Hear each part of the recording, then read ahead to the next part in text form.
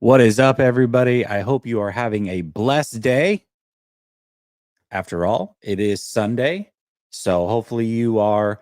Well, I mean, listen, if you're here, clearly you're not with your family. I was going to say, hopefully you're with your family doing something good, but you're here. You're not with your family. That being said, we are a giant family and we're going to go over some 49ers film, much like we've been doing this whole offseason. We'll probably continue to do throughout the regular season as well.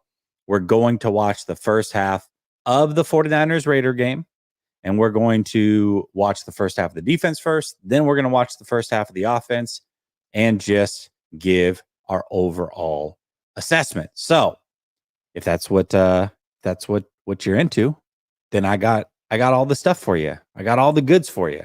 So we'll get into it, and we'll get into it all next.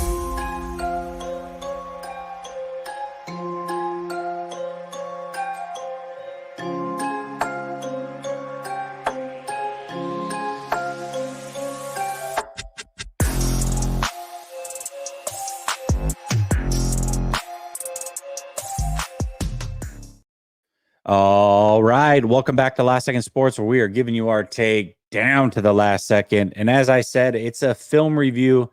Listen, film came out about 24 hours ago. You can't sit on it too long. I don't normally do shows on the weekend. Y'all know this. Saturdays and Sundays, rarely are you going to catch me unless it's a post-game show. But kind of got to get in the rhythm. We're just a couple weeks away from the 49ers actually playing real football. And they did just play a game, so let's go over it. We got to see a lot of the starters. That makes it a little bit more fun, a little interesting. So let's jump into it. Let's do this here. Add this.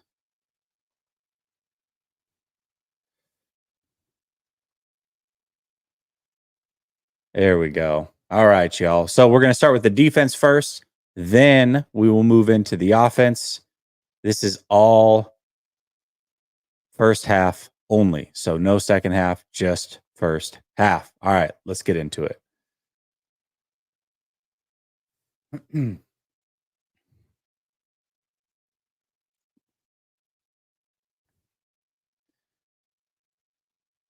First play here, run to the right. Oh, I remember this play. Check out Collins right here. Watch this, dude. Oh my gosh. Phenomenal play. Double team, takes them both out and makes the stop.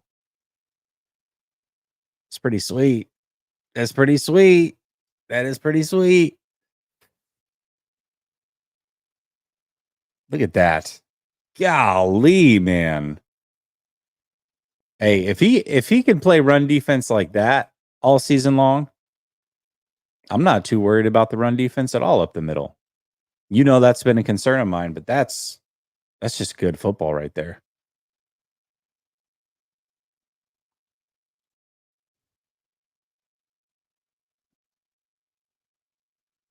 Let's watch the trenches here. Let's see what happens. Man, ball comes out pretty quick. Campbell's a big boy, isn't he? Look how big he is. I'm telling you, when you go watch him in practice, he is massive human being. Especially at linebacker. It's a little startling when you see him. Not the most fleet of foot, I'll tell you that, but he's a big boy.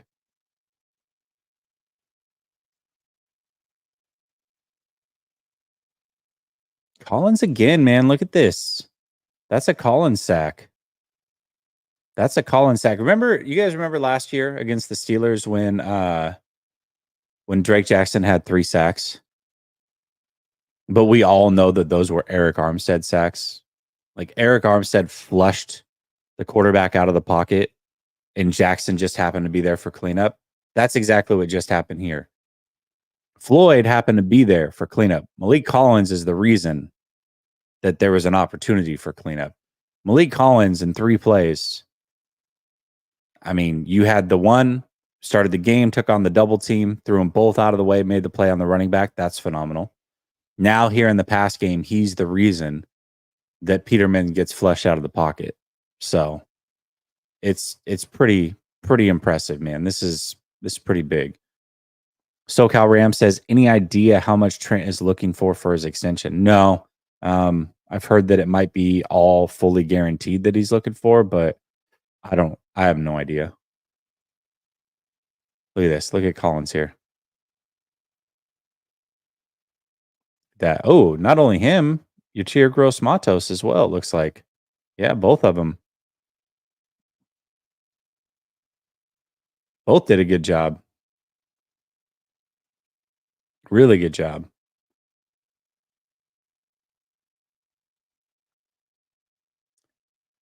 Yeah, I'm excited to see Yatir Gross Matos as well because Carolina fans were not impressed with him at all. They were so excited to get rid of him, and we know that's a bad franchise. So if they're excited to get rid of him, that's not ideal, I would say.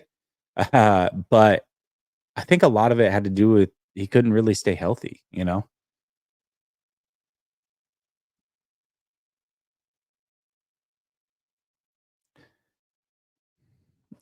And that's where Matos got injured right there. You can see it. Let's pay attention to how it happened. If you were watching the telecast, you just saw him go down. I think Matos and Floyd both had it yesterday. We just don't know the results of it. But we saw Matos go down. We just didn't know exactly what happened.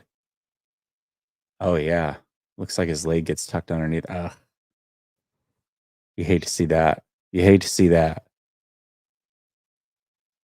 And they didn't even really talk about it on the telecast either. That's what the other frustrating thing was. Oh God, man, that looked nasty.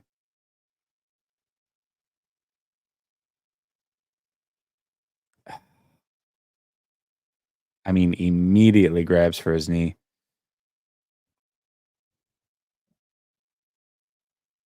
Ugh. That stuff always gives me the heebie-jeebies, man. Hopefully he's okay. It looks like him and Floyd both have sprained knees, but you just never know. MRIs can reveal slight tears in meniscus and whatever else. That word beat the hell out of me. Meniscus, but you just never know. So let's pray that things are good with him.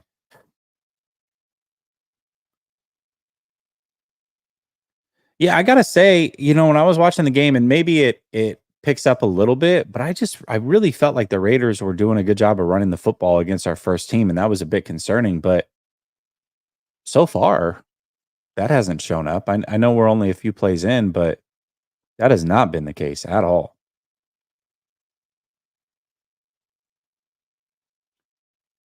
Yeah, it did look bad, didn't it? It looked really bad, actually. Thanks, brother Bob.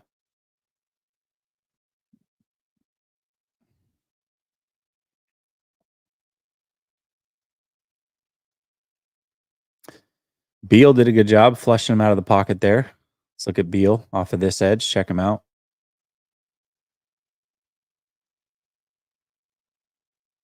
Doesn't give up, just keeps driving, keeps driving, keeps driving. I would say that was probably more of a coverage sack than anything, but no, I agree with this. Trust me, I agree with this, but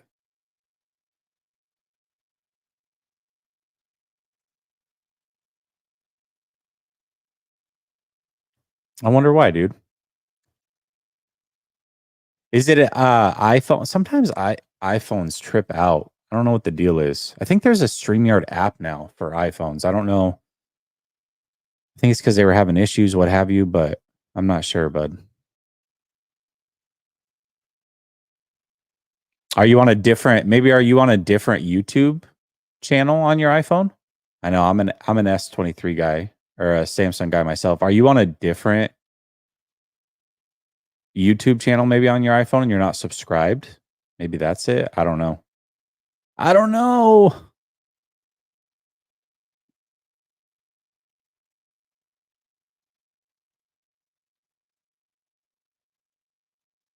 Oh, you had to restart it? Okay. All right. Nathan Peterman, yeah, he's really bad, dude. I don't know how he's still speaking of jobs, I don't know how.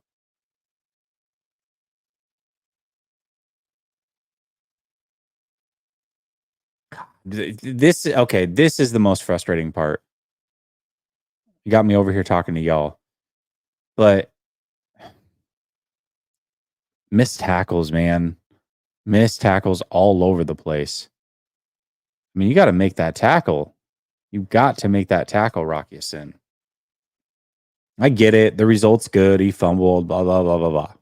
Bottom line is that was a missed tackle, would have been a first down, got bailed out because we had a hell of a play made on the back end of the defense. But you can't miss tackles like this. You're right there. Hell of a play to make up for it, though, on the back end. I'll tell you that. Got bailed out. Nobody, I'll tell you, nobody was happier than Rocky Sin that happened. I'll guarantee it.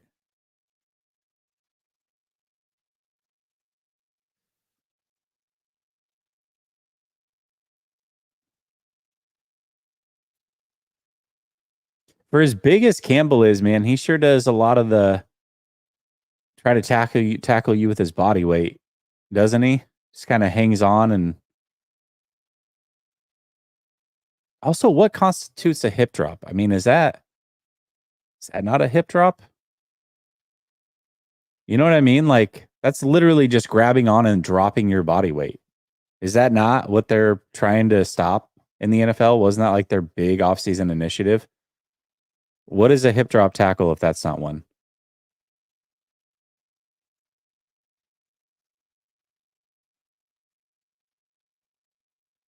Is it only if you're hanging on from the back versus the side it's a hip drop? Like, what constitutes a hip drop? I'm so confused.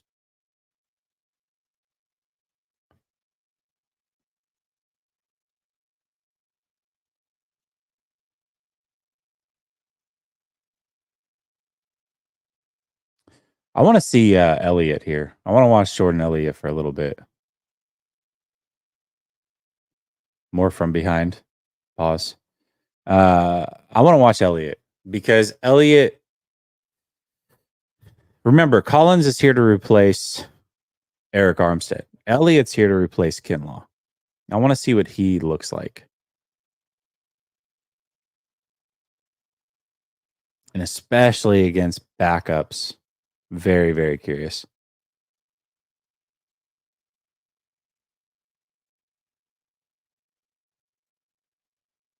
All right. That was good. That was nice. Right on cue, Elliott. Right on cue. Let's see. Right here from the right side. Nice. Okay. That was good.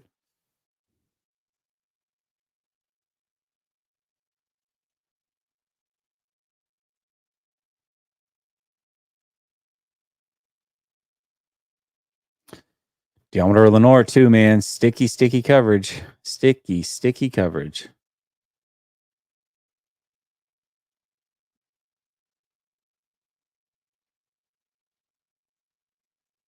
Oh, that was nice. Look at what they do up front here. Look at that. Flanagan Fowles comes in on a blitz, loops around the other two. Rocky Sin with a nice play on the back end. I like that look, though. Look at that.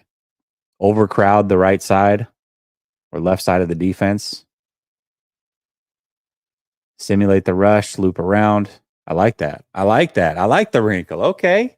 That's something that I'm not really paying attention to. I haven't been paying attention to some of the wrinkles they've been adding in on defense, which, you know, we've heard that Staley's bringing in some things. You definitely saw it in practice. Curious to see what shows up on film and what doesn't.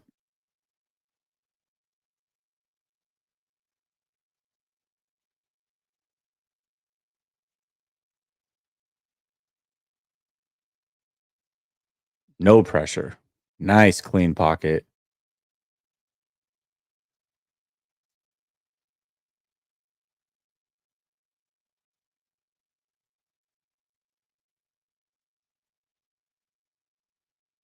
Ugh. Number 91 there. He was the one that all training camp we couldn't figure out how to say his name right, but he was making a ton of plays in training camp. He got beat pretty good there, but in training camp, man, he was a beast. Absolute beast. There were some days where he just took over training camp.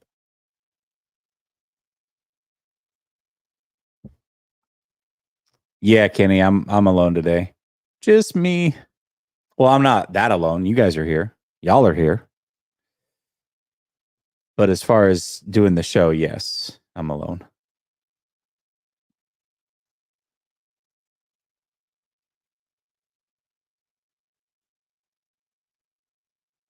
All right, that's Looter. Looter had an up and down game, didn't he? Looter had an up and down game.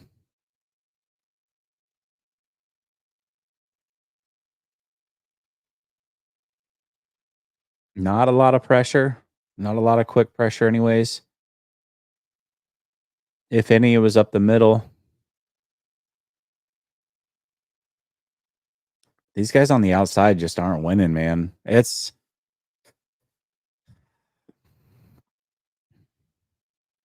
I mean, we got to bank on Floyd and Gross Matos not only being healthy, but both of them being really good. Because if not, I just don't know where the depth's coming from on that edge. The 49ers have been the worst the last couple years on fourth and short to go.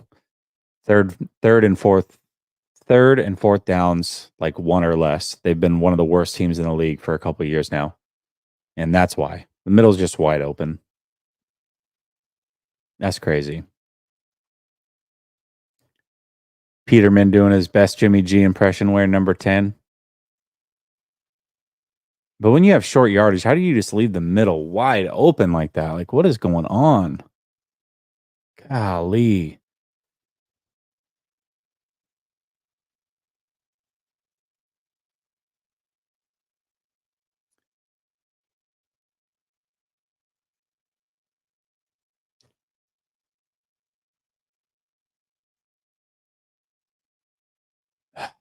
Dude, honestly, they got lucky there.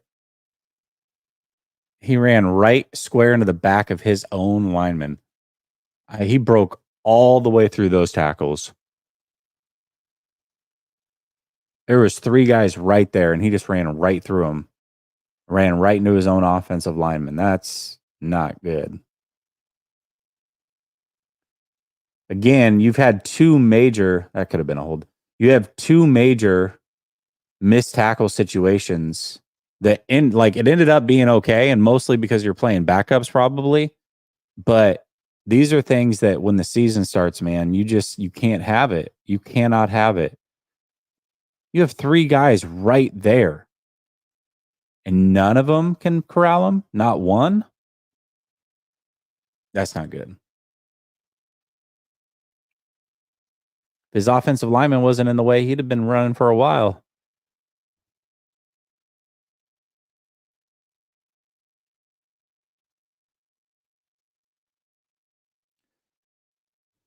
Good coverage by Renardo Green, though. Yeah.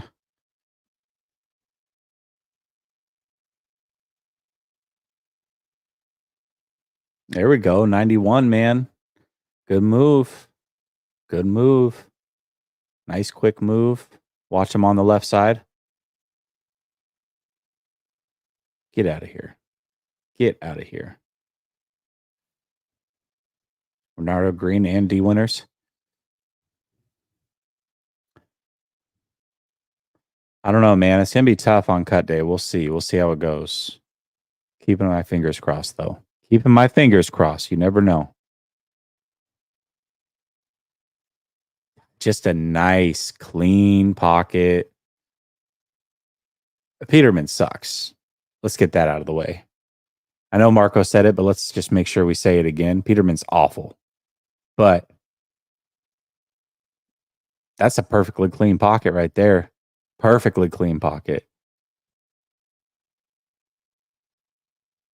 No pressure.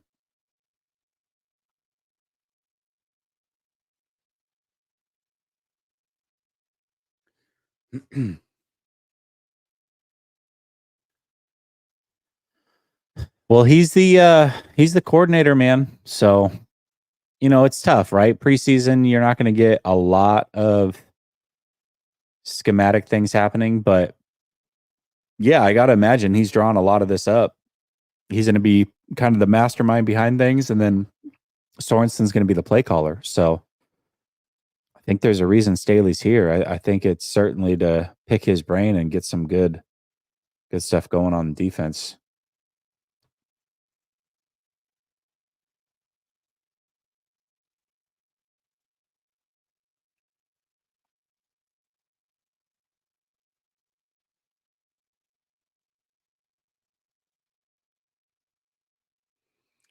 Nothing doing, man. Nothing doing up front. I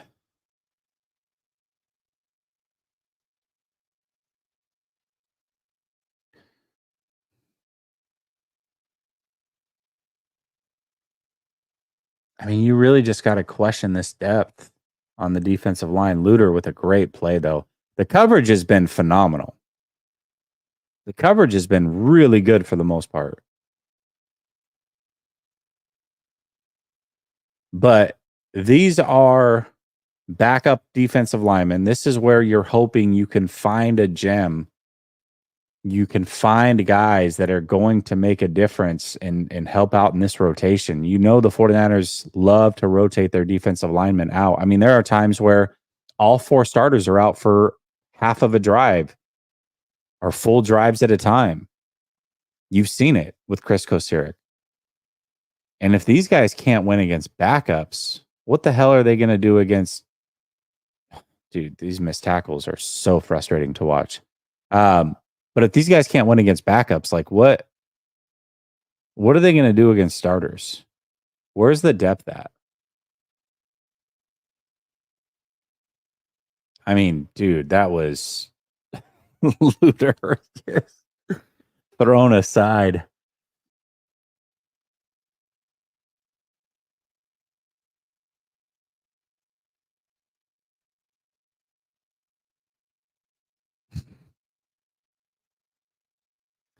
The tackling has been very, very meh. Very meh. Coverage has been great, though.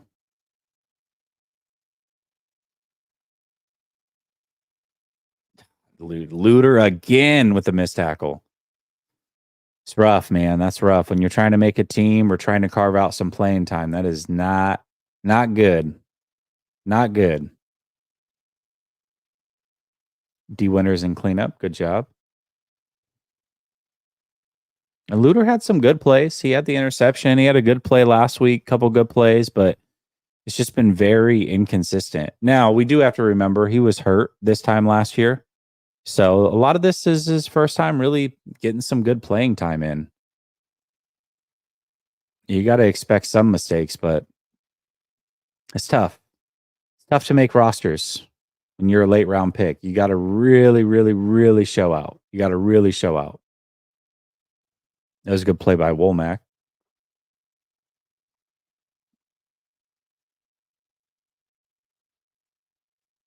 But no pressure whatsoever. No pressure.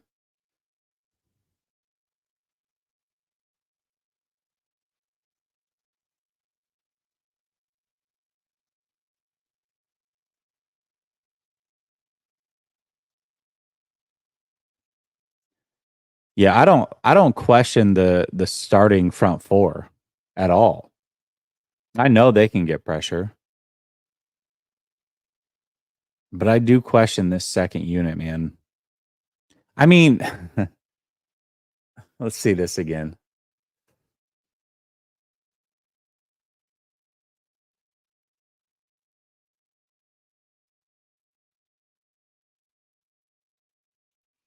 I mean, they're literally running screens. Or offensive linemen, when a screen offensive linemen are gonna leak out. They're basically giving you free shots to the quarterback and they still can't get there. That's crazy. That is crazy.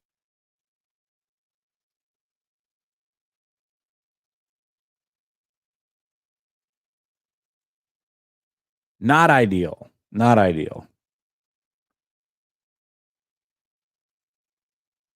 I mean, look at that, just camping in the pocket.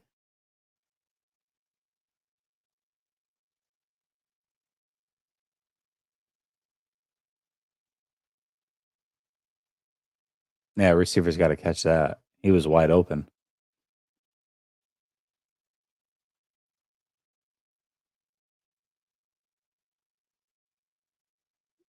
But Elliott's out there, man. He had one good play early, but for the most part, it's like, dude, you're non-consistent. Like you're a non-factor. And you're the guy we're relying on to be first off the bench up the middle. Like, that's just not gonna cut it.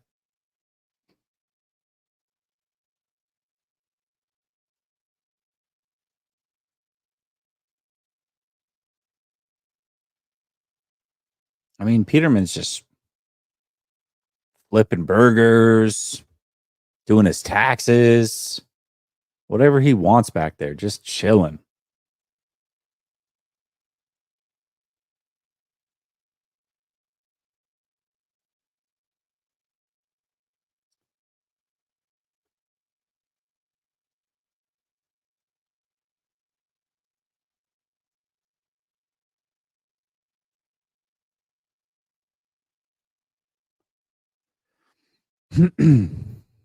Coverage has been pretty good though. I do want to point that out again.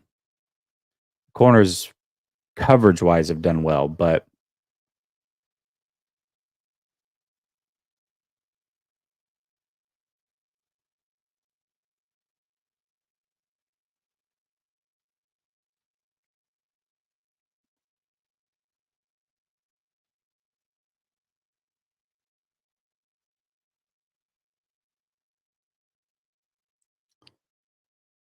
20 seconds left in the second quarter.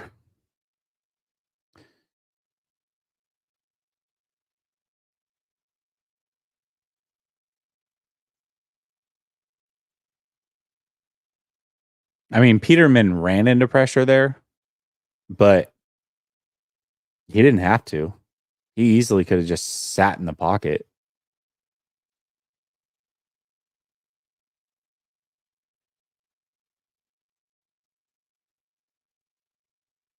That was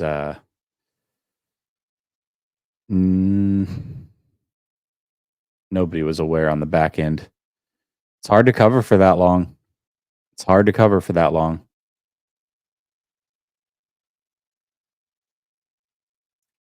You don't like that Luter turned his head away from the quarterback at all, for sure. I mean, he completely turns his back to the quarterback here and gets beat. The ball comes right behind him. But it's hard to cover for that long. Look at him, he just turns around. But it is. It's hard to cover that long, and there's just no pressure. All right, so that was the defense. First half, the defense. Now it's going to go first half, the offense. Couple takeaways. First of all, Collins looked really, really good. Now I get it. They're playing backup offensive linemen. Completely understand that. But all he can do is look really good when he's supposed to look really good. And he looked really good. He had a play where he took on a double team, stopped the run. He had a play where Floyd got the sack, but him and Yatir Gross Matos both were the reason that that sack happened. So I think the starting front four looks pretty good, assuming health, right? The backups can't get pressure to save their lives. They cannot get pressure. And for a defense that likes to rotate as much as the 49ers do, that is a bit concerning. Tackling, not great. Lots of missed tackles. Coverage, really, really good. So good coverage, good job getting pressure from the first unit, bad job tackling on the back end. Nobody can get pressure consistently in that second unit. So those are the takeaways on defense. So let's get into offense. Let's take a look at it.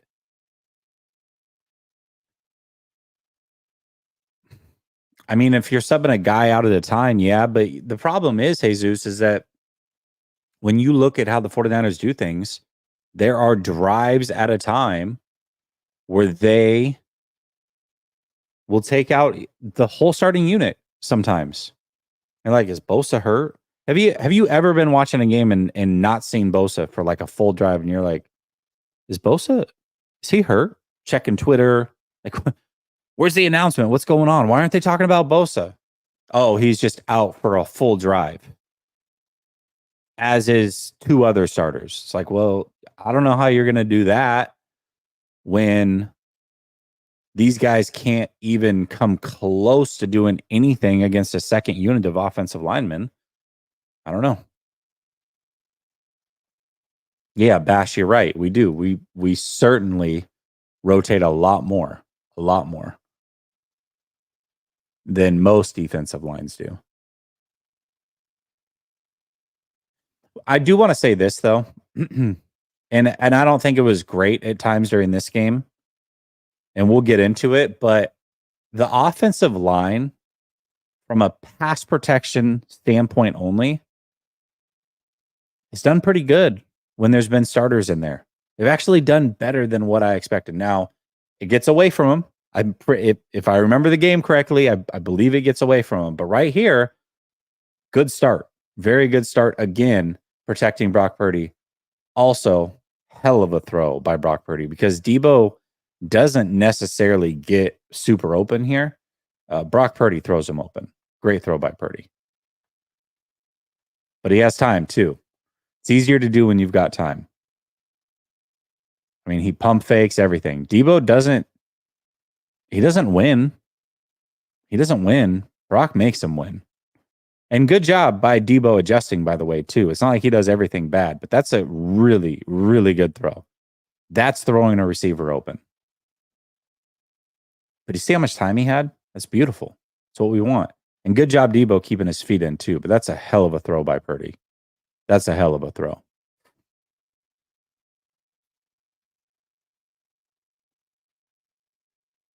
But if you got time to pump fake after taking your drop, that's always a good thing. The offensive line's doing their job. And they did their job there. Now, again, they're going against backups. I get it. I get it. I do get it. But all you can do is win with what's in front of you. Again, Purdy's able to go through his drop, no issues, comfortable. Offensive line's doing their job. I like Pooney too. Look at the action Pooney gets here. Just watch Pooney. Watch Pooney here. Does a good job helping out. And once he feels like he's helped seal things off, he goes and helps the opposite side. Always looking for work, man. For a rookie to be that aware, that's awesome. That's freaking awesome.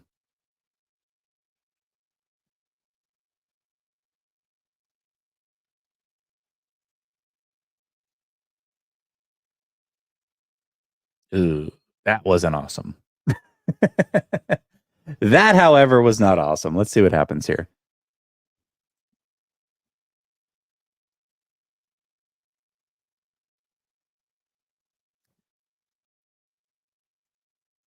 So Kittle's supposed to just chip and then get to the next level, it looks like.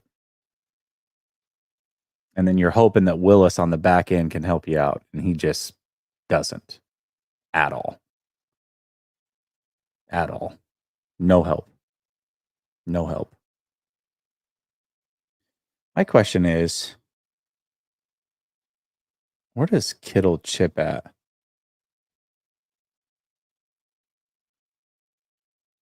See, Kittle's getting to the outside. He's trying to, it looks to me like he's trying to chip his guy back, redirect him back to the middle so that Willis can get in front of him and kind of seal him off. And then they can run to the outside, but no dice at all. I mean, he just throws him right into Jordan Mason. What are you supposed to do there, you know?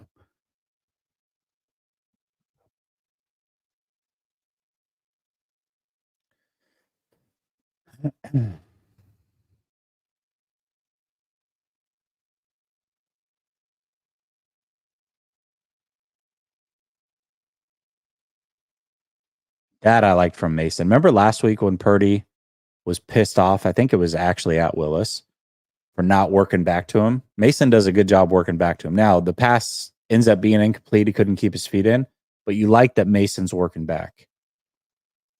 Now, how does this free rusher come in? Is it a late blitz? Oh, yeah, there you go. It's a blitz. They just don't account for it at all. Good timing on the blitz.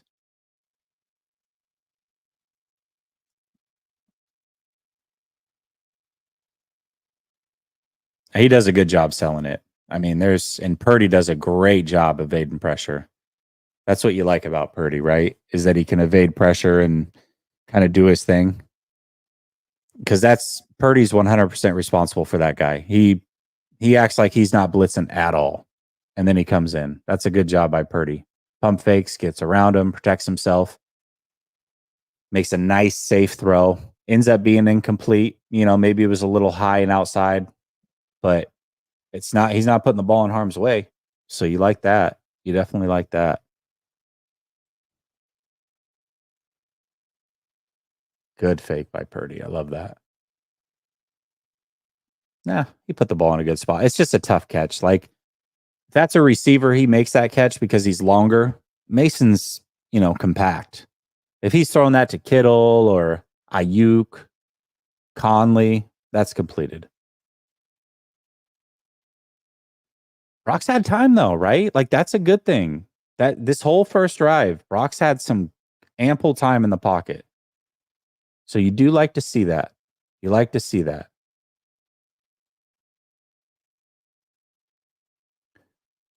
Now, good play. I think the defensive end tipped that. He at least celebrated like he was. I doubt the ball comes out that ugly otherwise. Yeah. Oh, yeah. You can see the trajectory change.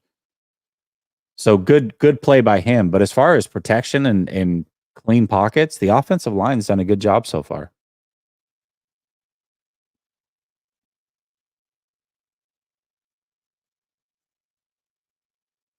Here we go. Mason getting loose.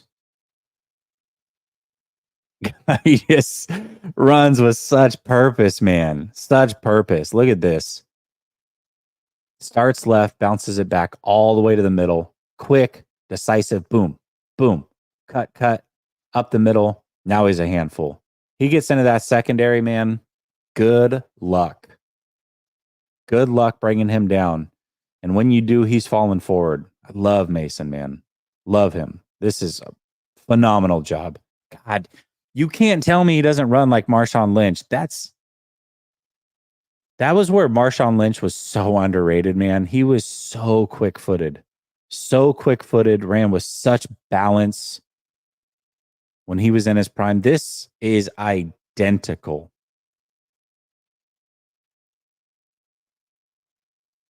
I mean, I hated Marshawn Lynch when he was on Seattle, but you really got to appreciate who he was as a running back, man.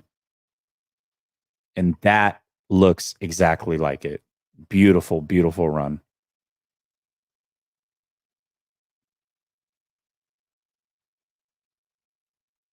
God, just nobody getting open or what? He had time. He had time again. Good job on the offensive line, right? Play action. He's able to come out of his play action, stand in the pocket, stand tall, doesn't have to fade back. Got Debo.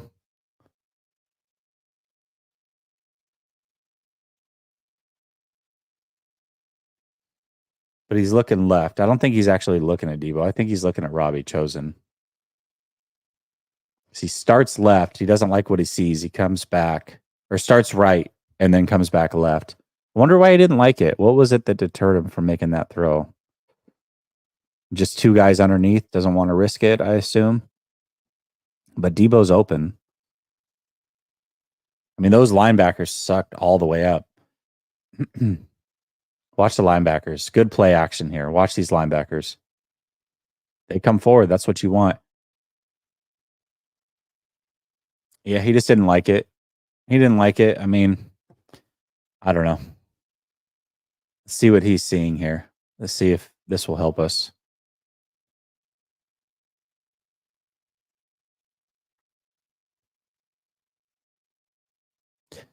He moved off it pretty quick. I mean, you can't see Debo here, but we know on the back end, Debo's pretty wide open. We know that.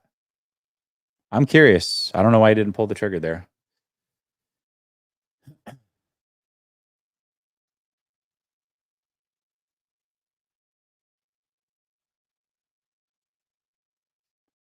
But offensive line is doing a good job so far in pass protection. That we can definitely say. They've done a really good job.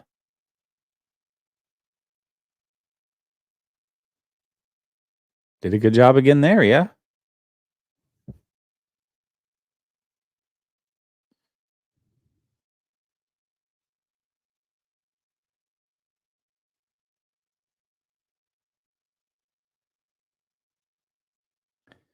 Got a slant on the backside to Chosen. See if it comes open. And then Mason, man, look at Mason getting loose. I have no problem with him turning down that throw. Look at Mason getting out wide, though, huh? Yeah, timing was a little off. That was a good decision by Purdy. Just stay safe, dump it over the middle. But the protection, again, you got to love the protection. They're doing a good job. They're doing a really good job.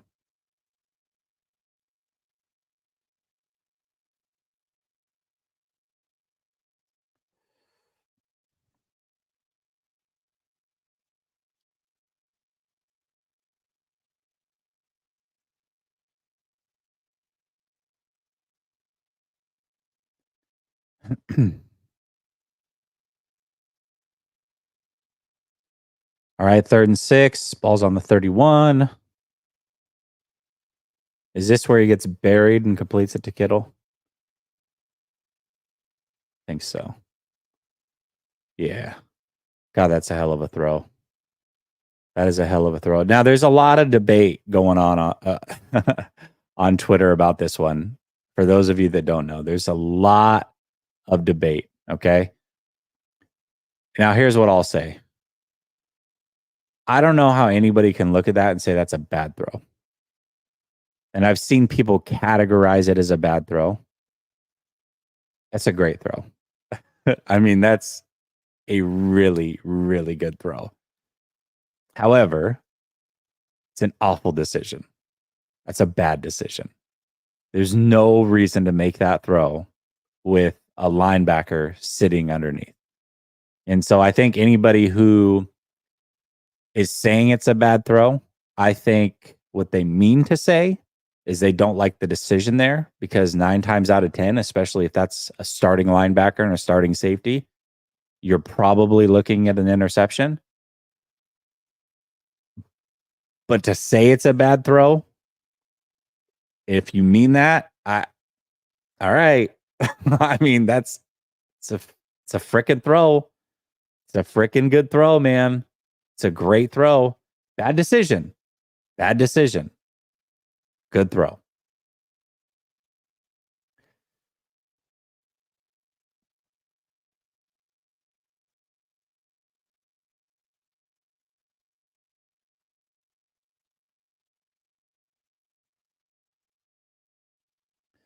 You're going to see it from multiple angles here. I mean, listen, again, I don't know how you could say it's a bad throw, because my gosh, it's a bad decision. What a freaking amazing throw. Look at 43. He's just sitting right there. Sitting there. My gosh, man. Watch 43.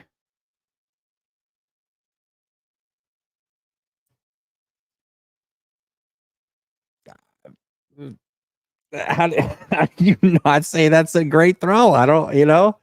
I don't know. It's a great throw. But again, if that's starters, you're probably looking at an interception.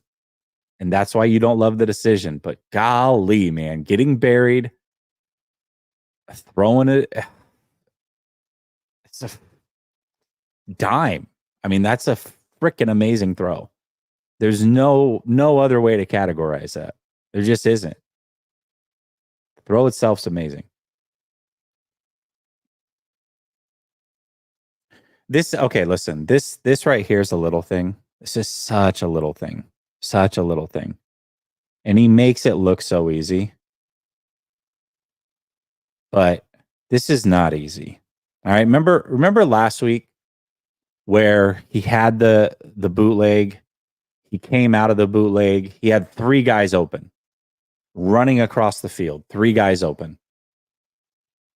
Why he didn't make the throw last week, I don't know. But here, he has immediate pressure when he comes right out of this. Does a bootleg, has immediate pressure. He stops, changes his throwing angle, and delivers a throw. Now, nothing comes of it, okay?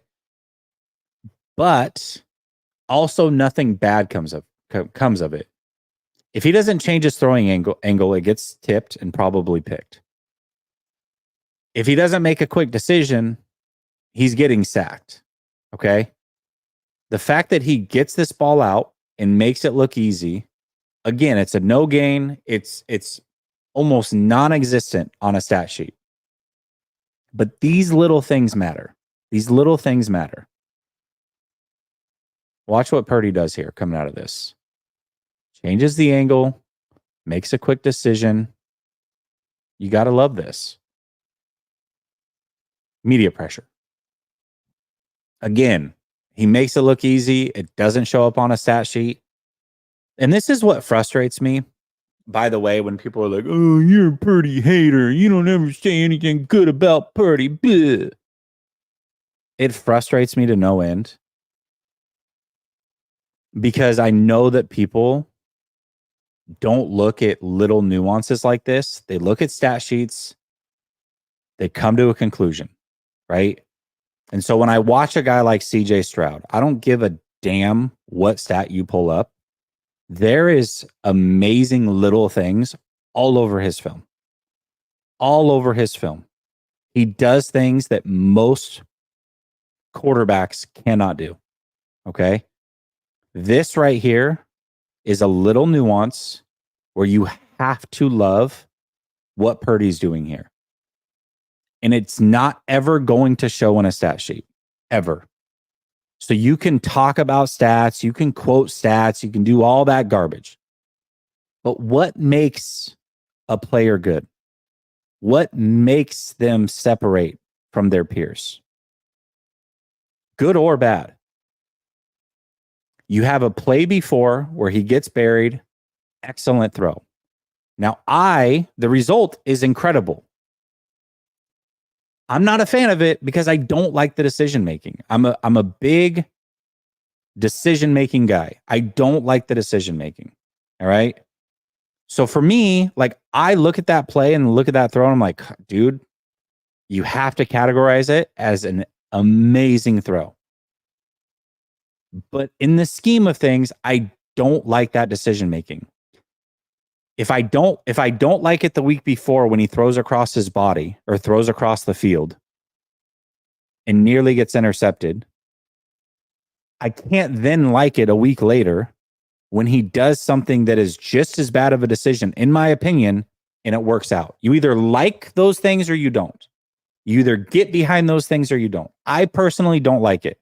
The result was amazing. The throw was amazing, but I don't like the decision making that goes into it. This throw here, again, doesn't show up on a stat sheet. You're not going to see it on ESPN. Nobody's going to break it down. Nobody's running to Twitter to break down this throw. Everybody's breaking down the throw before, right? And everybody loves the result. And so when it gets broken down on Twitter and I go, great throw, bad decision. People are like, oh God, you can't say anything nice about Purdy. It drives me freaking nuts because it's all in what you value in a player. It's all in what you like about the position. And for me, I don't like the decision. So I'm going to say it because that's the play that's floating around. But nobody is posting this play and praising it. I am. I love this play. And why is nobody going to post it and why is nobody going to praise it? Because it doesn't show up in a stat sheet. Nobody cares. I care. I love this play from Purdy. Absolutely love it. That is not easy to do at all.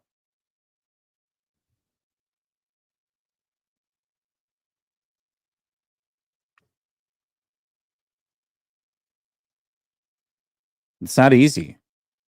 And it's a big deal because otherwise, where did that start at? Where did that start at here? Let's look at where that snap comes from. They're at the 50, okay? They're at the 50.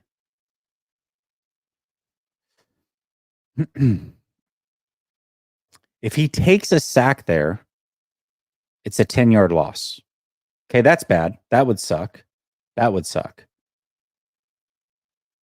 If he doesn't change his arm angle, the ball gets tipped right here by this guy. Number 30 comes in and picks it off, and he probably runs it back for 6. That's why I love this play from Purdy.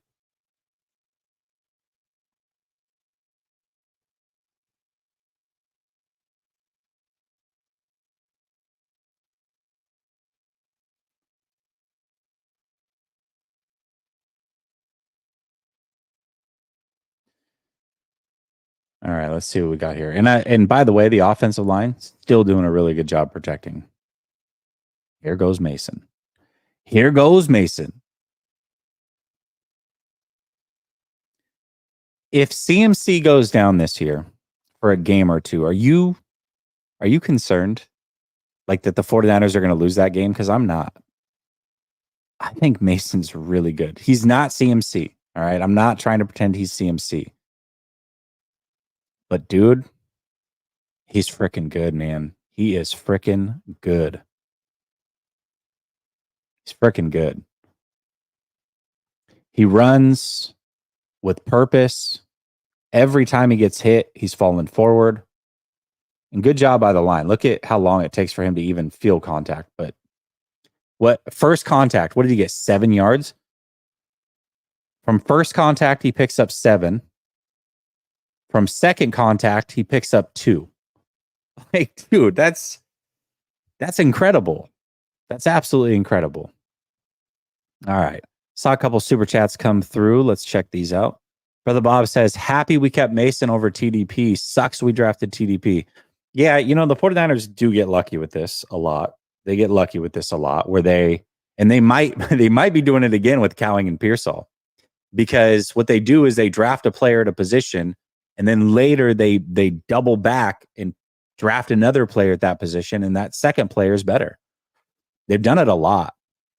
You have Ambry Thomas and Lenore. You have Sermon and Mitchell. You have TDP, Mason. You have, who else was there? I mean, not that either of them are great, but right now I would still say Willis is better than Latu. Different drafts, but you have Trey, you have Purdy. This draft, they did it again with Pooney and Kingston. Now, Pooney looks really good. So that's freaking awesome. Maybe Pearsall Cowing. It's still way too early to tell, but it's possible. They do this a lot. They do this a lot. Dave Barclay says, and he's developed his hands. CMC likes to plays. Yeah, this was the thing last year. Again, I know a lot of, myself included, I was like, God, can we just see Mason? But as the season went along, I just kept remembering what it looked like in training camp. And all I could think of is, listen, he wasn't a good blocker and he was consistently running the wrong routes. And if you don't know what you're doing in a Shanahan offense, he's not going to let you see the field. He's just not. And I couldn't help but to go back to training camp, and I couldn't unsee those things. And I think now we know He came out himself and basically said he was kind of in the doghouse when it came to Bobby Turner. It's because of those things. Now he's a well-read student. His other things are starting to match his running style, and he's just a better player. You can put him on the field, and he's not going to be a liability in pass protection. He's not going to be a liability when it comes to running his routes correctly and catching the ball. He's turning into a complete running back. That's why you should be excited about him now. Frustrating because he was so good at running, but it was clear that there was a reason he wasn't seeing the field last year. And I said it then, and I think it's more evident now, especially now that you see him doing those things at a high level. Ryan G. Hensley, what's up, buddy? Says, please show the Pooney tackle attempt after the Brock interception. Laugh out loud. You see why he plays offense. All right, I'll check it out. Brother Bob says, oh, you such a Purdy hater. Sorry, I had to punk. That's fine. I don't care. Say what you want, jerk. All right, here we go. 1st and 10, 7 minutes left.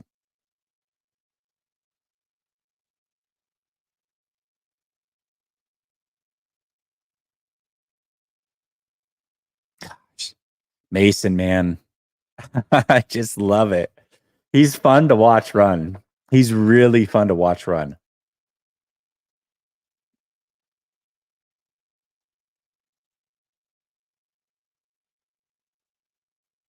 Gosh, such a good job. And again, he gets tackled, but he falls forward for 2.5 yards.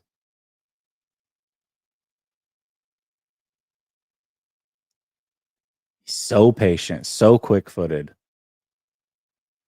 Runs with purpose, runs with balance. I'm excited to watch Mason this year. Very excited to watch Mason.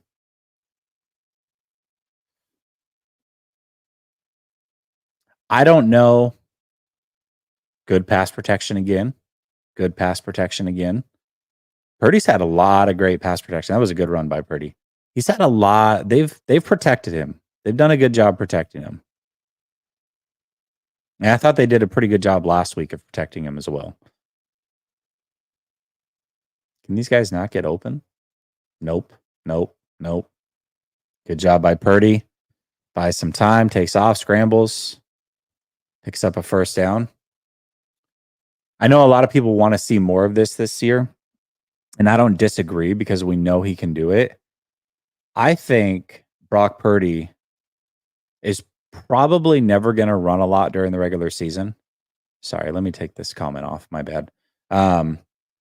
He's probably not going to run a lot during the regular season, but he's always going to amp it up when he gets to the postseason.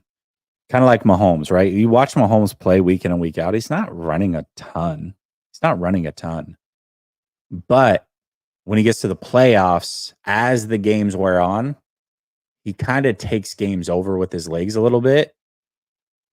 And I think from an athleticism standpoint, as a runner, I think Purdy can be every bit as effective as Mahomes. I think he's just as quick-footed, runs just as fast, straight line speed. I don't see any reason why Brock Purdy can't do the things with his legs that Mahomes does when it comes to the playoffs. I don't think you're going to see a lot of running from him in the regular season, and I'm not mad at that.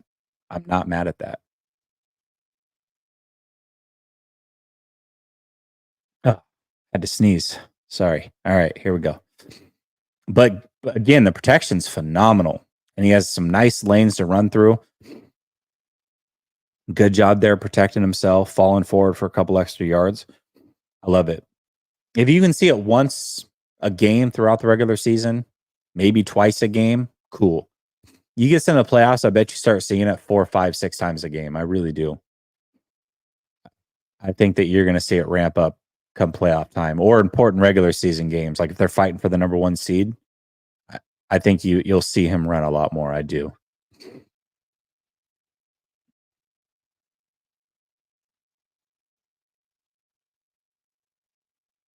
All right, Garindo, first carry. He's fast. He's very fast.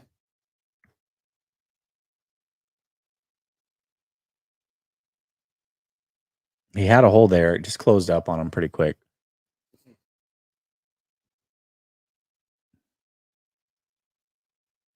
Man, Garendo is a kick returner though, yeah? Jeez. Let's put him and Cowing back there, huh? Him and Cowing. I think that'd be fun to watch, that tandem on kickoffs.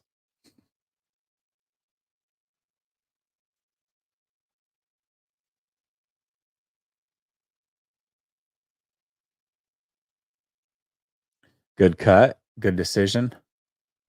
I don't I don't know what that dude was doing. Number 99. He's like, I just want to have some fun. Let's jump. Let's jump on this dude. Pause. That sounded awful. Watch him though. Watch him. Watch him. Hold up. It's just like, what are you doing, dude? Where did that come from? Yeah, Garendo does run very tall. I agree with that. He's not Mason, that's for sure. He's not Mason.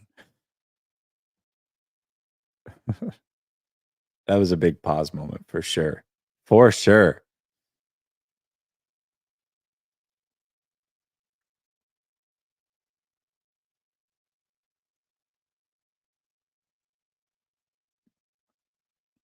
Good protection on the play action. I'm telling you, man, the offensive line did a really good job protecting Brock Purdy. They really did. They really did.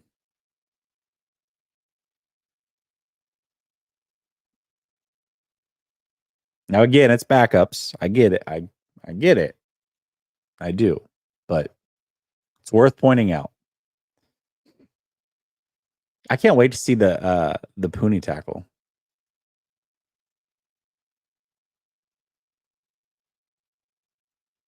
On the interception. Now Ryan's got me very curious as to what we're about to see.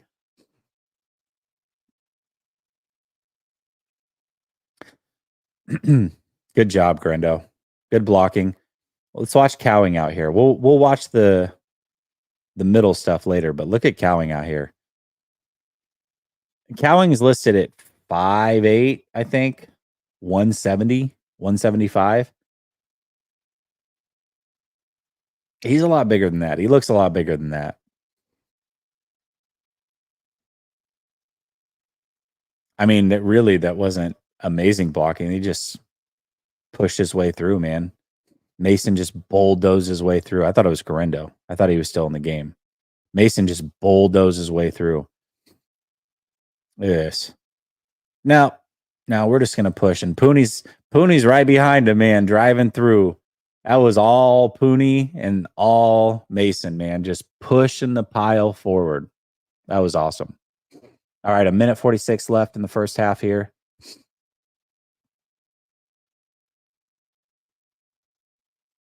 Ah, you hate to see him lose his balance. You know, you know he was gonna run for a nice little gain there too, man. Gosh, just loses his balance.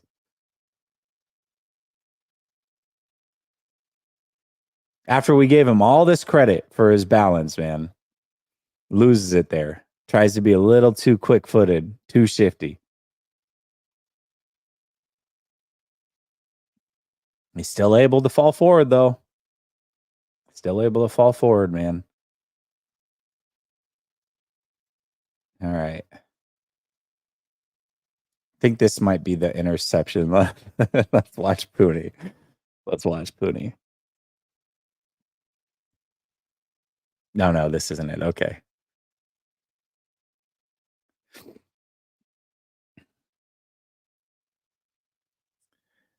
The 49ers can run these naked boots the way that they do because Brock Purdy is so quick-footed. He can get away from that extra defender, and they trust him to do so on a regular basis. It's a really good throw. Really, really good throw. Falling away, changing the arm angle.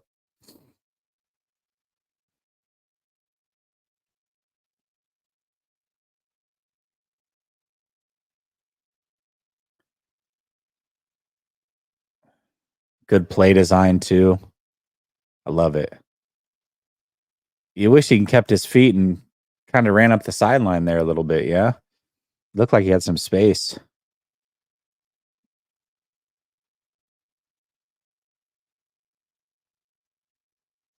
a staple of the offense here. Debo out on a little tunnel screen.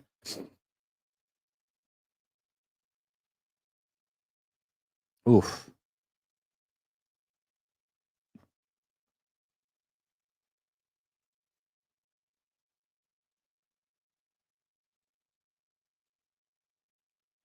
I love it.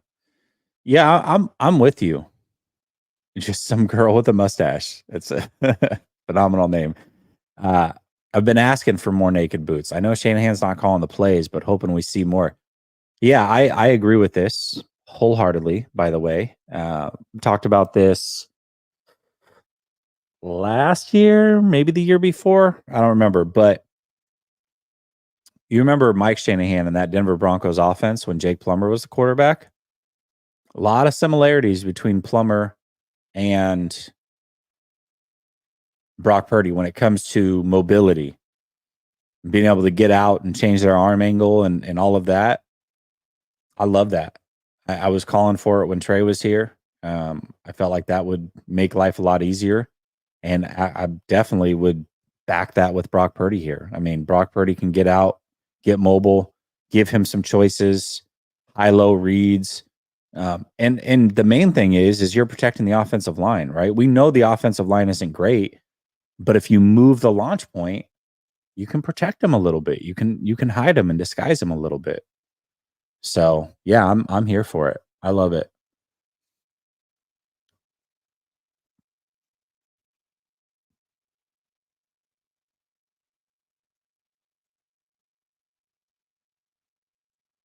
Mason's just a lot to deal with. He's a lot to deal with.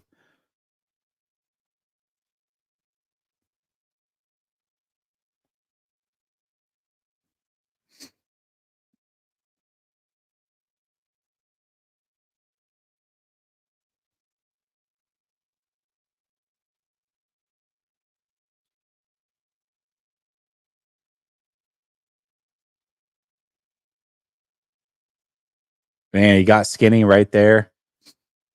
That was a little Frank Gore-ish. Remember Frank Gore, man? The tightest of areas, he would just squeeze right through. He was so good at that.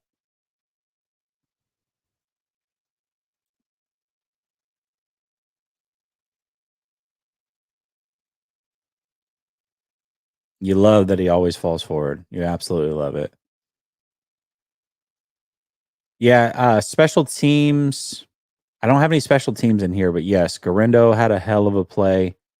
And I'm a little bit worried about kick coverage for sure on special teams. I am.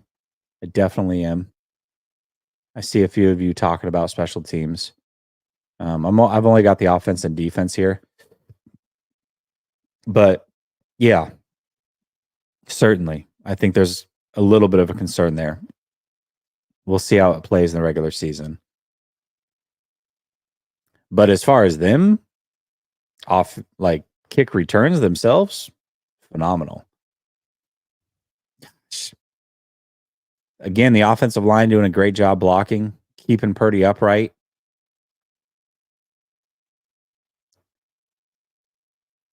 It's not really a lot open, so Purdy's, he knows he's running out of time. Flips it out to Mason, and Mason just makes a play, makes a guy miss, falls forward for a few yards. I mean, there's nothing there.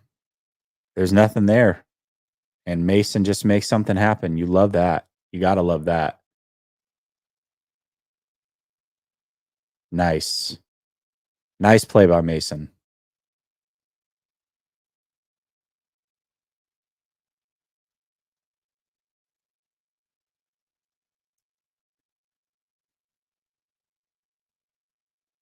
What the hell? Is that a timeout or something? Oh, false start. 3rd and 6 now. All right. All right. Well. Oh, that's the interception. Okay. Okay. Okay. Okay. This one was highly talked about as well on the social medias. All right. So I really criticized Debo for not being able to get open against. I mean, we all okay. Let's preface this. We all agree, for the most part, I would think, that the Raiders are not going to make the playoffs. I think we mostly agree on that. Okay, so we're talking about a non-playoff team. Their backups. Debo should be able to get open. Now, we saw the first throw where Purdy threw him open, but he couldn't separate on that play. Made a hell of a catch, by the way. Hell of a catch. And it was a fantastic throw by Purdy. But he couldn't separate. Now you've got a press man situation against another backup corner, and he just can't separate. Now, the argument was multiple things online. It's, well, we know he can't separate. Like, let's point out the things he does well. It's like, okay, that's fine.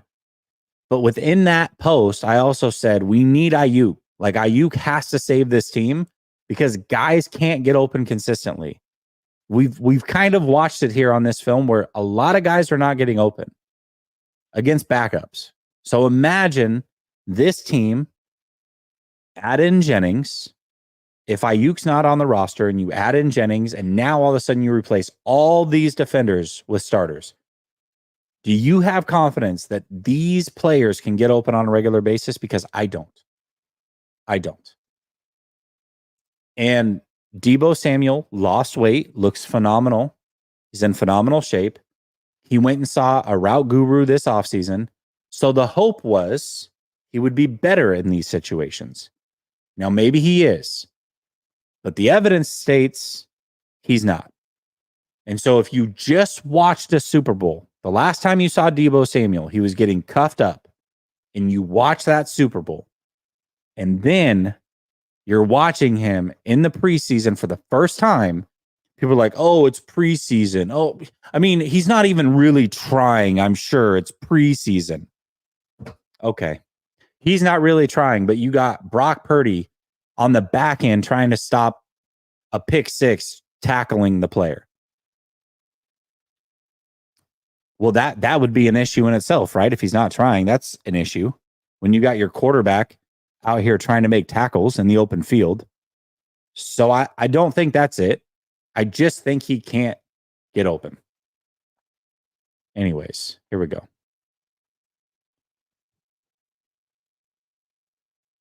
I mean, anyways. All right, there's Pooney. Oh. Hey, listen, I don't blame Pooney there, Ryan. That was an athletic move, if you ask me, actually. I mean, it was a rough angle, and he's going against a smaller guy. That's a hell of a slide into home plate, though, if you ask me. I mean, sliding around the catcher, tapping home plate, I'd say he's safe. I don't know what you're talking about, Ryan. That was awesome. Look at that. And yeah, so no, you don't want Purdy out there making open field tackles, throwing his shoulder into players. I get all of that. But just get open. And the ball placement wasn't perfect. It was high. I agree. You can put some of it on Purdy too. Totally understand. But dude, Debo just can't separate on a regular basis. He can from time to time, but it's just not his strength. It's not his strength. All right, listen, I was going to watch the whole first half. Quite frankly, I don't care to see Allen at all. I'm sorry. I apologize. I can't do it. But I can't do it. I can't. All right. Let's get into these super chats real quick. Dave Barclay says, heard it here. Jesse says Purdy's as good as Mahomes. Yeah, that's the new thing, right? I go from a Purdy hater to saying he's as good as Mahomes. Sure, that one's going to be making its way around. Dave Barclay says, kidding. And Brother Bob says, Jesse also said Purdy is better than Herbert. Didn't say that. I definitely didn't say that. Said Purdy hit stick. Can't get over that name.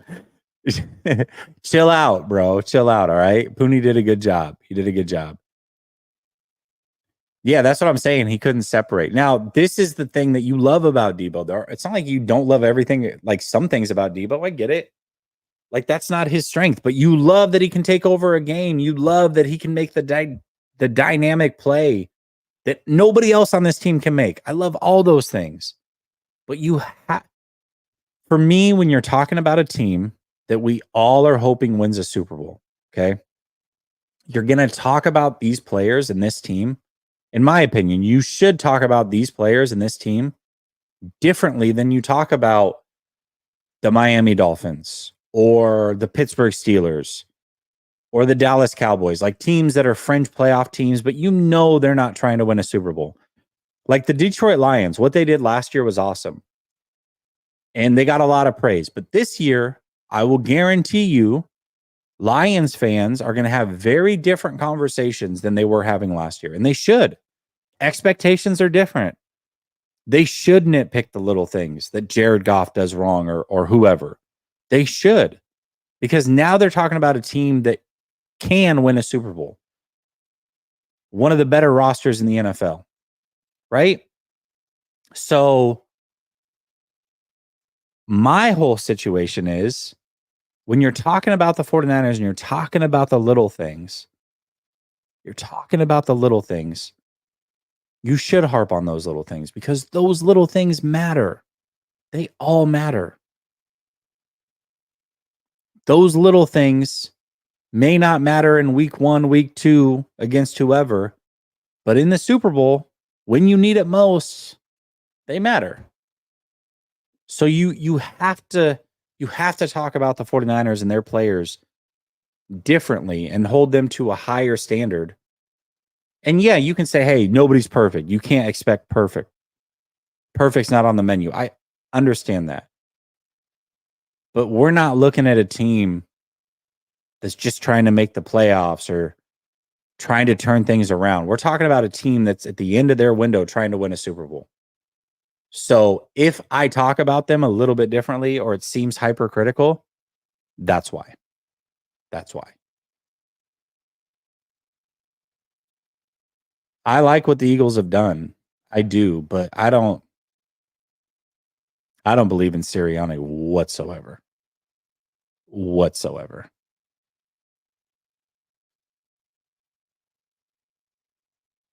Don't believe it.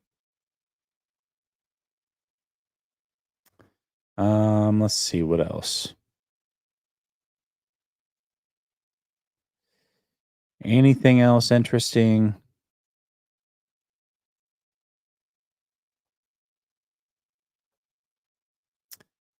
Oh, here we go. Since you want attention and you're going to spam it, you didn't even do it right. Are you saying Trey's greater than Cope? Who's Cope? You know that's like a greater than sign, right? Like you do understand that. So like if you're going to troll and like spam the chat with your stupid troll, at least like put things together the correct way. Trey's better than Cope. I think what you meant was Trey threw 5 interceptions. You're a Trey lover. Cope. Is that what you meant to say? I'll fix it for you. I'll fix it for you, Batcher.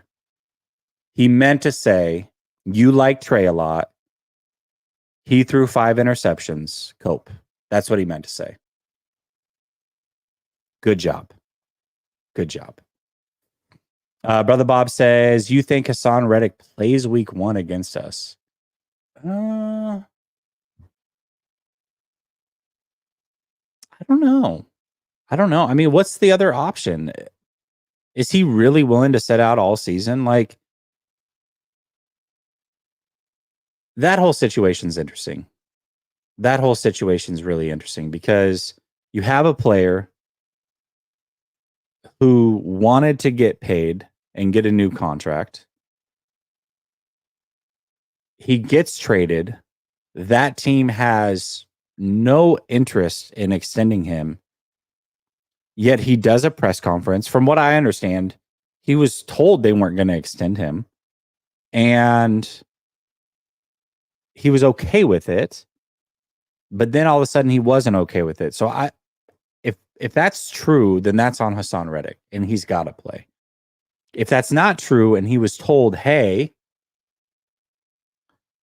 we're going to extend you, or we can talk about it," and they didn't, then that's on the Jets. Okay, so what went into that? What's the communication there?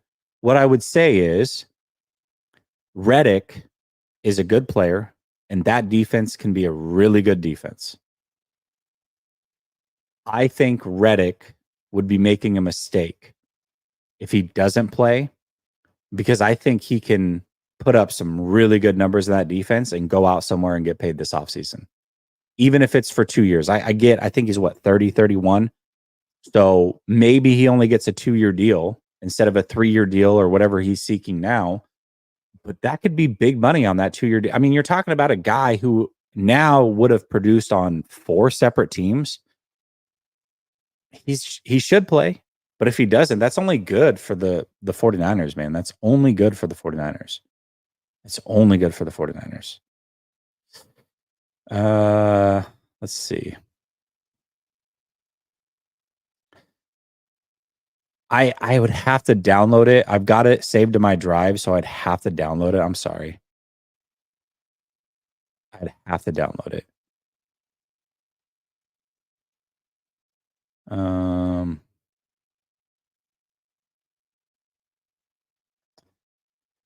Yeah, I did. I gave you a whole hour of film review. Whole hour, brother. Hopefully you liked it. Hit the like button. Thank you. Thank you. Appreciate you. All right, y'all. Listen, I'm going to get back to my Sunday. It's East Coast time, so won't be long before we got to do dinner and spend some time with the family. Appreciate everybody for tapping in. I know this isn't a normal day or normal time, but the film's only new for so long, so we had to discuss it. Hopefully you saw some good things. You saw kind of some of the issues that I was able to see, and we'll see. I mean, the regular season, we're 2 weeks away, y'all. 2 weeks away. 2 weeks, 1 day away from a 49er game. 2 weeks away from opening Sunday, and a week and a half away from Thursday night, which is opening night. I mean, we're here. We're freaking here. And what's also worrisome is that we're here and Ayuk and Trent still aren't signed. So hopefully we get something soon on that front. But we'll see. I mean, time's a ticking. Time is a ticking. All right, y'all. Talk soon. Actually, okay, we got that one. All right, y'all. Peace.